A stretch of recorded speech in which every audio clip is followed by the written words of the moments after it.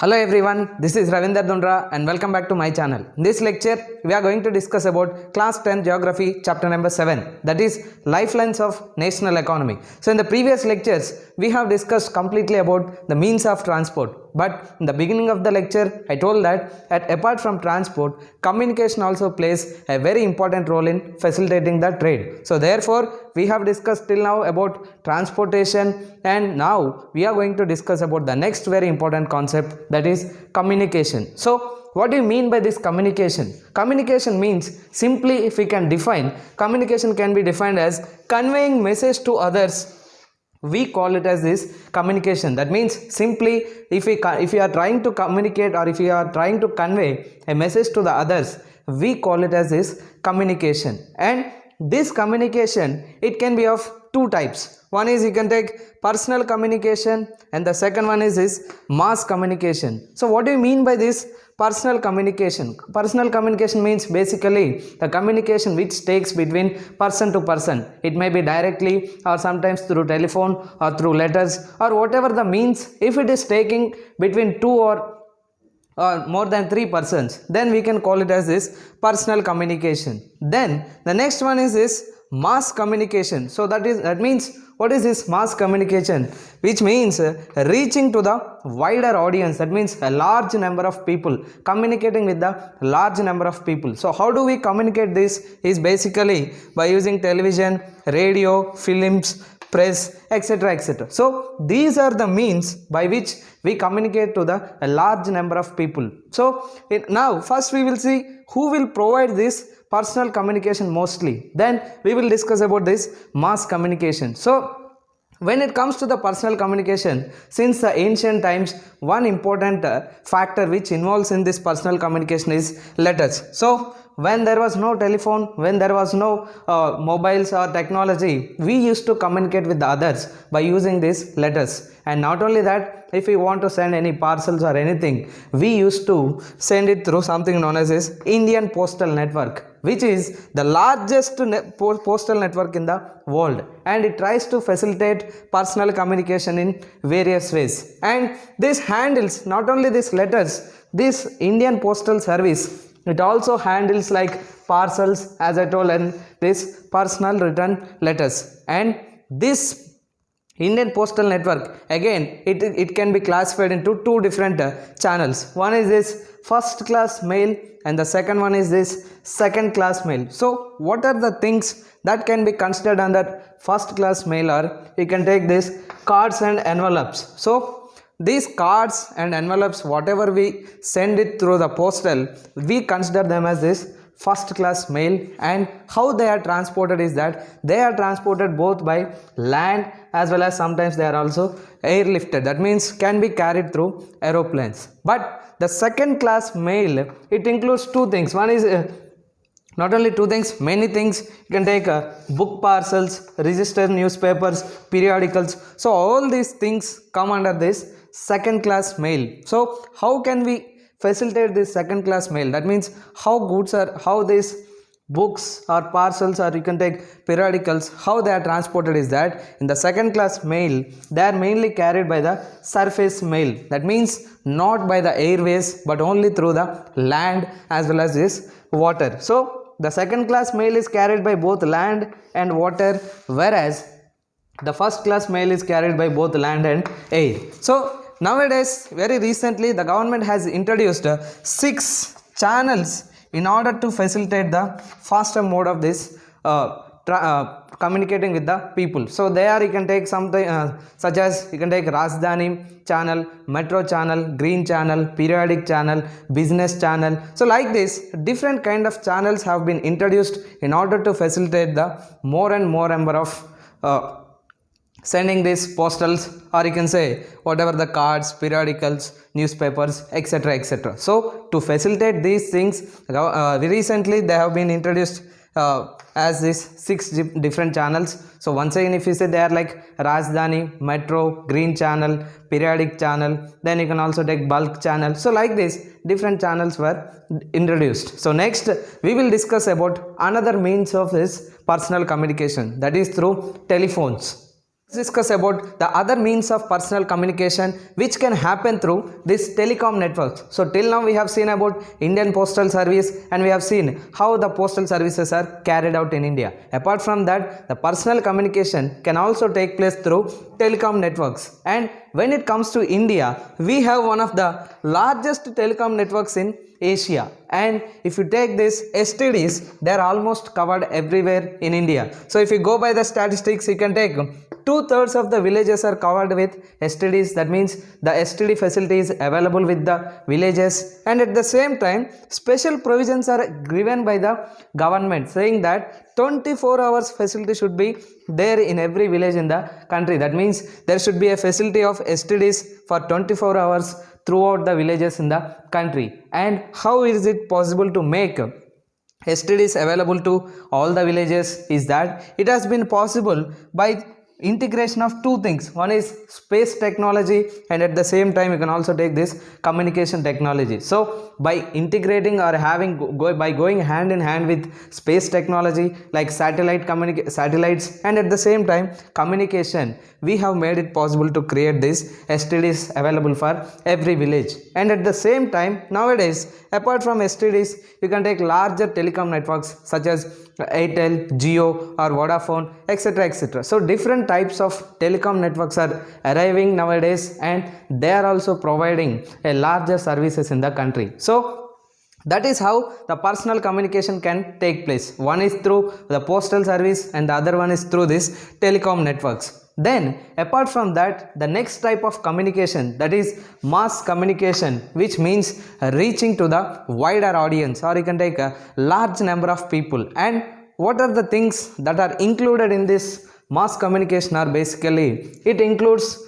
radio, television, newspapers, magazines, books, films, etc., etc., which reach to the wider audience. You take radio, television or newspaper, a large number of people, you can take some crores of people are using this newspapers, televisions or radios or films or etc., etc. And if you take, when it comes to the radio, there is one government's one, that is All India Radio, which we also call it as this Akashavani, which broadcasts different types of programs relating to the national, regional and local level in different languages. Sometimes you take Prime Minister also addresses in this All India Radio, which we call it as which is known as this Man Ki Baat. So like this, whatever the news or anything which is related to the national or regional or local level can be broadcasted through this All India Radio. And apart from that, we have also the nationwide television channel, that is Doordarshan, so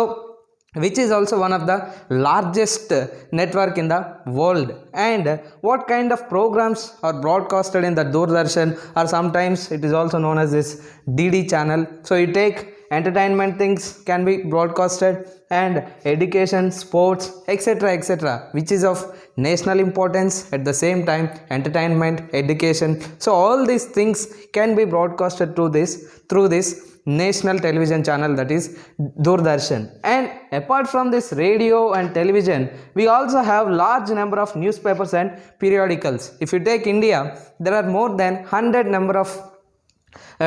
different variety of newspapers which are published in the country. And most of the newspapers are published in Hindi as well as in Urdu. And apart from Hindi and Urdu, you can also find the newspapers in English and at the same time other regional languages. So therefore, apart from this radio services, apart from this Doordarshan, we are also good in publishing these newspapers as well as periodicals. And not only these newspapers and periodicals, the other very important thing which is famous for everyone and which is favorite for everyone is that movies. So when it comes to India is one of the largest producer of feature films in the world. You take, we have different industries, maybe Bollywood, Kollywood, Tollywood, etc., etc. So all these industries are producing different variety of feature films and providing entertainment, at the same time generating employment. So India stands, you can say, in the top position when it comes to the production of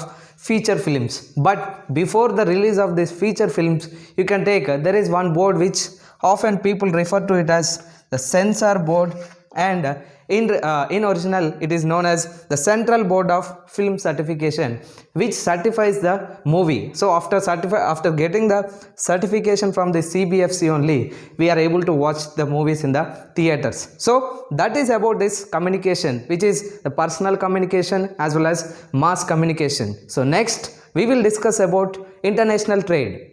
We will discuss about the next topic, that is international trade. So before we discuss about this international trade, first let me tell you what is this trade. So what is this trade is that trade means, simply can say, the buying and selling of goods in the markets. We call it as this trade, and the trade can happen between two persons, or you can take between the cities, between the districts, states. So whenever buying and selling of goods and services takes place, we call it as this trade. Then what do you mean by this international trade? So international trade means, you can say, trade between two countries is called as this international trade. That means the same thing, buying and selling of goods, if it takes between two countries, we call it as this international trade. And this trade can take place by land, sometimes by air, sometimes by water. And very important thing is that there is no country in the world without this international trade. That means we have to trade with the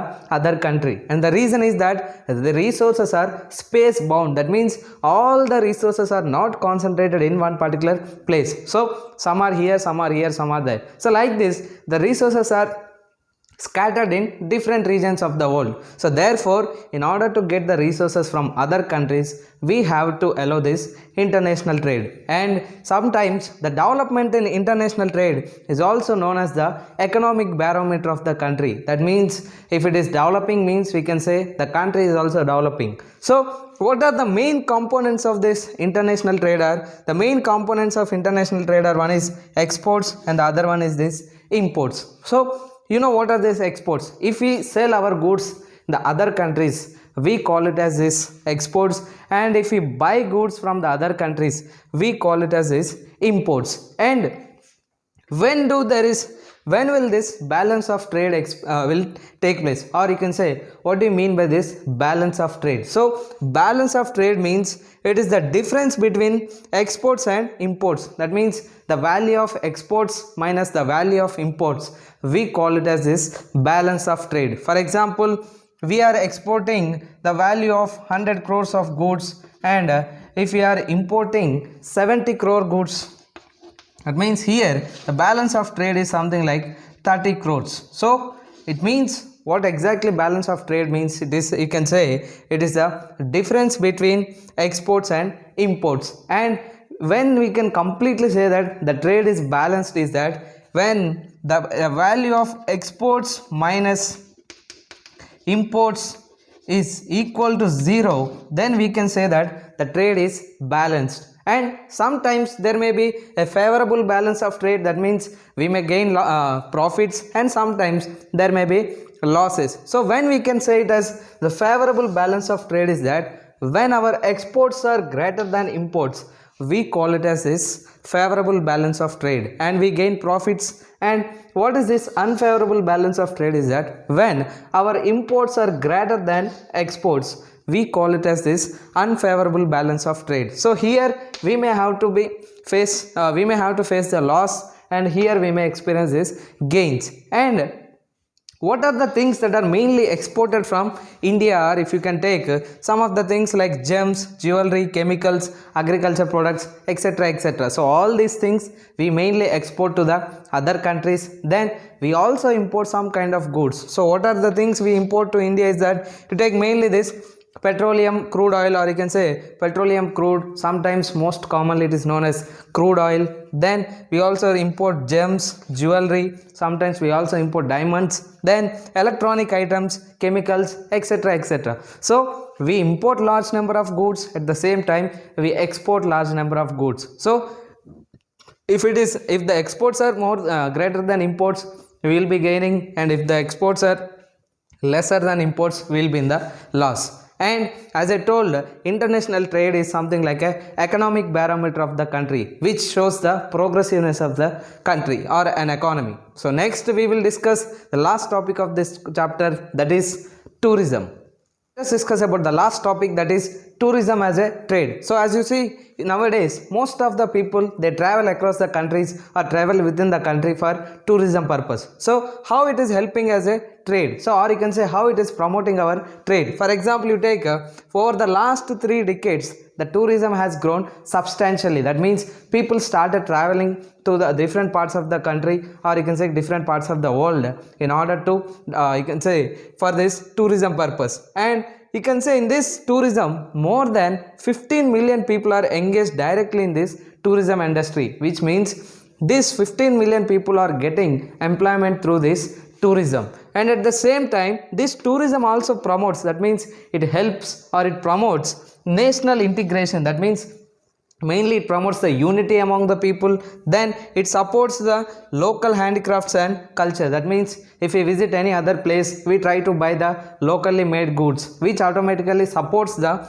local handicrafts as well as culture. And at the same time, this tourism also helps in understanding the international development of culture and heritage. That means if any foreigner visits our country, they'll try to understand the culture and heritage of our country. And apart from that, most of the foreign tourists, that means not within India, mostly some of the foreign tourists also visit our India. So why do they visit mostly is that it is mainly because of some of the reasons. So if you take their heritage tourism, eco-tourism, adventure tourism, cultural tourism, business tourism, medical tourism. So like this, a variety of purposes are there why the foreigners visit our country. So in future, not only now, in future we have a very large amount of potential for this development in this tourism industry. That means we can develop more of this tourism, and we can also make a good number of profits, as well as